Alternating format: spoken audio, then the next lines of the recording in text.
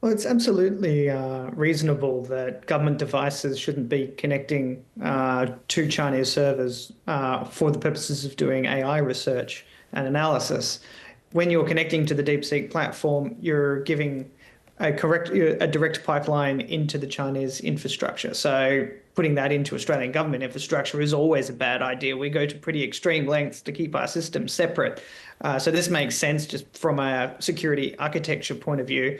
But also, the platform is pretty censorship oriented, so it's not likely to match the government's policy agenda when it's being asked questions and giving Beijing's propaganda line back. Yeah, what are the particular security fears then that the federal government has when it comes to DeepSeek? Do they believe that there is something quite sinister about it?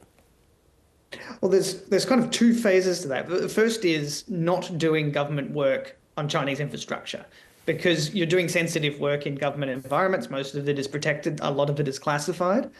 Giving the Chinese access to those systems defeats the purpose of a lot of the security controls that governments implement across their IT infrastructure to keep those systems completely separate from China's monitoring and influence. And so the application layer collects things like keyboard strokes and queries from the users. So asking it questions relating to sensitive government work is just a really bad security practice.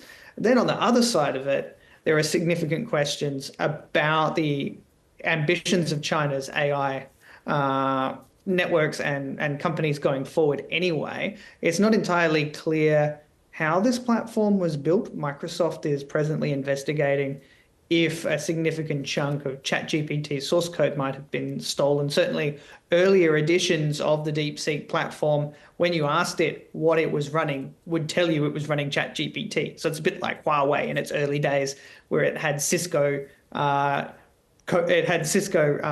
corporate infrastructure on its code base. So it's pretty obvious that versions of it had been kind of either stolen or, pretty heavily borrowed from existing infrastructure. So China attempting to go second, attempting to catch up with a Western AI infrastructure that is able to mobilize the world's best and brightest minds. China doesn't really do that for its innovation. It tends to innovate entirely in mainland companies using mainland citizens because this is very sensitive research in China. So they have to borrow because we have such a huge investment lead.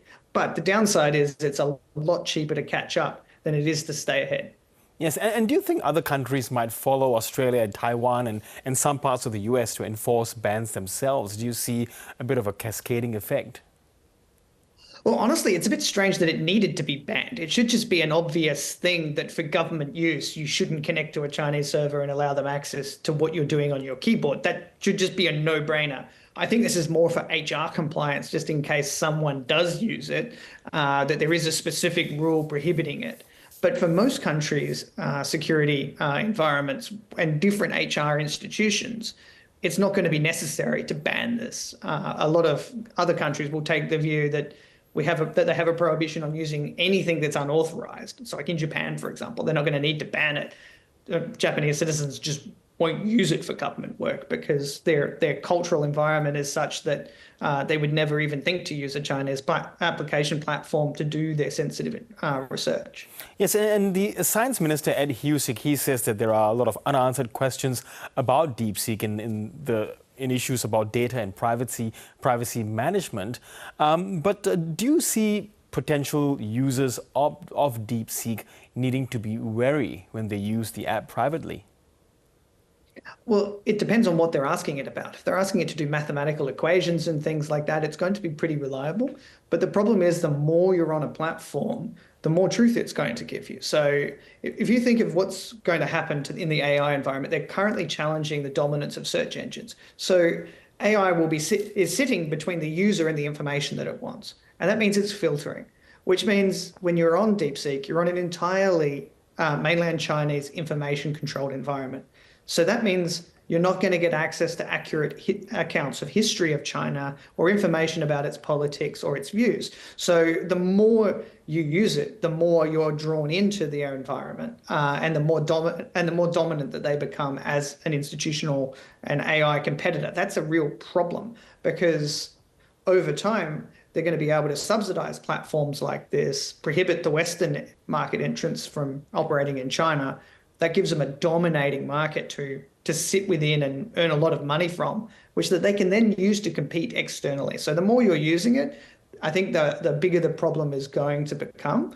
I don't think we'd trust the China Central Television Network for information about what's going on on the global stage right now. But if it's sitting between the user and the information in the first place, then basically all media monopoly legislation makes no sense, because they'll never see ABC News or anything like the truth.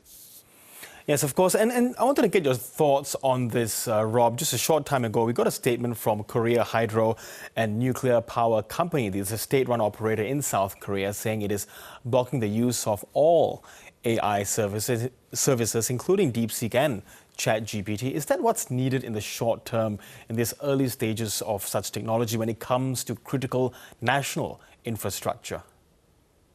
I think it's always good practice to keep really sensitive systems separate from large networks that you don't control. So if you're operating critical infrastructure or an intelligence environment, having these external connections that you can't control is just a point of vulnerability that you can't eradicate.